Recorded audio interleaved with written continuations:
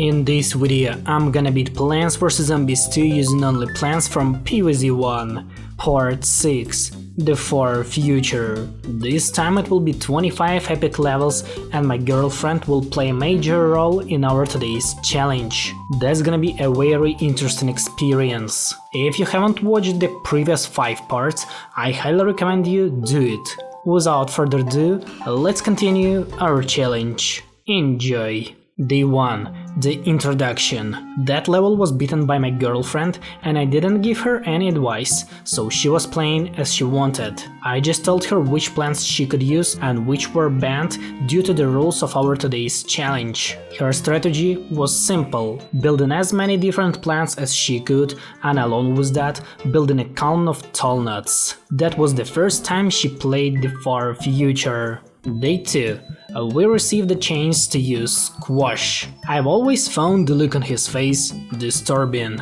Anyway, my girlfriend didn't know how to use it, so she placed it in different cells. She used that opportunity quite well by planting squashes on power tiles. Guess what? She easily beat all of them. That was so cool to support her while she was beating those levels. I love her so much. Day 3. We've got another chance to use the premium plants from PVZ 1, the Snow Pea. As time went on, my girlfriend realized all the opportunities of that world and how could she use them. I'm really proud of her. That is so interesting to describe the levels beaten by her, because she doesn't play like the most PVZ2 players. After beating that level, we received the first and the last useful plant from the far future, the Blower. He's gonna be pretty useful. Day 4. Survive while the sun bombs fall. In my opinion, that minigame is pretty interesting and it deserves to be mentioned. For that level we rented a hypnosis room. My girlfriend was really impressed after she saw a gargantuar using plant food on hypnosis room. As you may see, she chose a good defense tactic with the 3 peters, cabbage pults, kernel pults and tall nuts. Day 5. That was my very first level in the far future. I didn't find any better decision rather than planting 2 columns of 3 peters and a column of torchwoods. It took me a bit more than 2 minutes to complete this level. Day 6. Survive the zombie attack with the given plants. To say the least, I had little choice. The only attacking plant I got was a pea shooter. If they wanted me to play with it, of course, I should do that. Take a look at that. 4 columns of pea shooters. From that moment, nobody could stop me. Take that, zombies. Day 7. I really like that I've got an opportunity to rent lots of different useful plants. This time it was Chomper. Along with the kernel pults, this combo is unstoppable. Later I started to plant cabbage pults and winter melons. Both of those plants made everything even easier. Day 8 was the Conveyor belt level. During it I wanna express some of my feelings. I don't know why did they put Far Future after the Frostbite Caves and Lost City, because for me, both of those worlds are way harder than it. That world was created during the first stages of the game, and back in 2013 and 2014 the PVZ2 was way easier than it is right now. Plus, I wanna share an interesting fact. A few weeks ago, Far Future celebrated its 10th anniversary since the release. Wow, a lot of time has gone since that. Day 9. Never have more than 15 plants. Okay, PopCap, I got it. In that case, I decided that the best strategy would be planting 3 peters and torchwoods. Cause why not? Not many plants can give me the same result with the same amount of sun spent on it.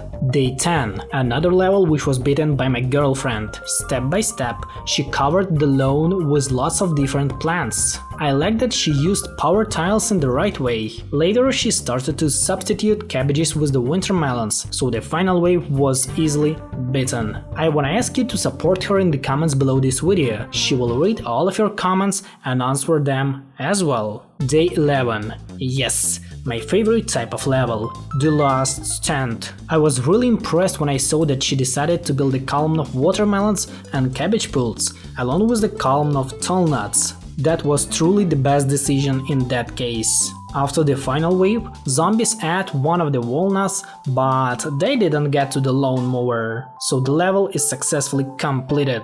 Day 12 was a mix of different plants. We lost only one lawnmower during that level. You can't even imagine her emotions while beating it. That was so cool. She was so engaged and focused on beating that day. Her emotions deserves everything. She's really cute. On day 13 she wanted to try out different pea shooters with torchwoods. I like the way she sees the lawn and how step by step she puts different plants on it. And no one can predict her next step, not even me. I didn't give her any advice or tell her the way how she should build up the lawn. No, she does everything in the way she likes, and that's really cool, because seeing only me beating those levels isn't as interesting as seeing it mixed with the levels beaten by my girlfriend. Day 14.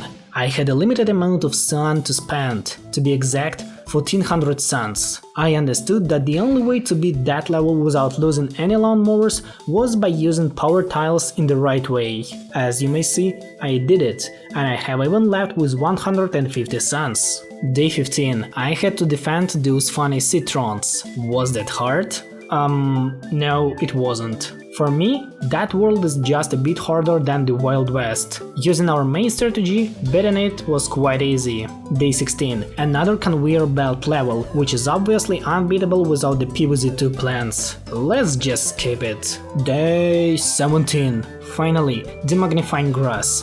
One of the most underrated plants in PVZ2. Of course, this level is unbeatable due to the hour rules, but not mentioning the supremacy of the magnifying grass would be unfair to this amazing plant. Seriously, this is one of the best plants in the entire game. Day 18. Produce at least 6000 suns. Man, I like that idea. Doing that was pretty easy due to the power tiles. Plus, I rented a cactus, which made destroying all the zombies even more satisfying. Man, 2 columns of winter melons. I'm the richest person in the entire world. Nobody else could compare with me. Day 19. Just a normal level for the far future, but only with the one wave. That's not serious for the 6th world. Anyway, the sun bombs were falling from the sky, and I planted and rented snow pea and kernel pods. This is the life of my dream. Day 20. Defending the star fruits? Seriously? Maybe zombies need to defend themselves from it? I spent a bit more than 2 minutes just to complete it. Far future is way easier than the previous worlds. Day 21. Produce more than 5000 suns and never have more than 16 plants. Sounds like a challenge for me. At first, I planted a column of kernel pulls, which later were substituted with winter melons, and later I substituted a column of sunflowers on a column of winter melons. In total, I had 11 winter melons. So, who is the winner here? Day 22. Nice. The last stand level. Here I decided to use a simple strategy, P plus fire, which creates insane damage. Planting them on different columns was one of the best decisions, cause I made the damage even higher. Yes, I lost one lawnmower because of the gargantuar, but I just couldn't stop him. On day 23 I had a limited amount of sun and a limited amount of plants that are available to be put on my lawn. The same strategy, the same result, a bag of coins at the end of the level. Day 24, the very last level before the fight with the Dr. Zambas. While beating it, I wanna express my feelings about the far future. This world left me with mixed feelings. On the one hand, it has a boring level design, and it isn't hard at all. As for the 6th world in the list, I didn't find any special features here. Yeah, the zombies aren't so bad, especially the gargantuar with his unique mechanics. Some of the plants are really useful, but I still can't say that I like that world. What about the level? Beating it was really interesting, especially without the local plants. That was a pretty good experience for me. Day 25. Fight with the Dr. Zambas. Okay, the luck wasn't on my side, because even using the local plants, I beat that level only on the 3rd attempt. I can't say that it's hard, but I can say that I was really unlucky, because only on the 3rd attempt everything finished pretty fast. As you understood, that level has no PVZ1 plants except blower, so it is actually unbeatable. Anyways, the key is mine, which means that we are moving to the Dark Ages. This time it will be 20 amazing levels, which will give us lots of new plants, which will be useful in our future journey. And my girlfriend will also play a major role in beating it. This is gonna be one of the best worlds in that challenge. I am really excited about our next time adventure.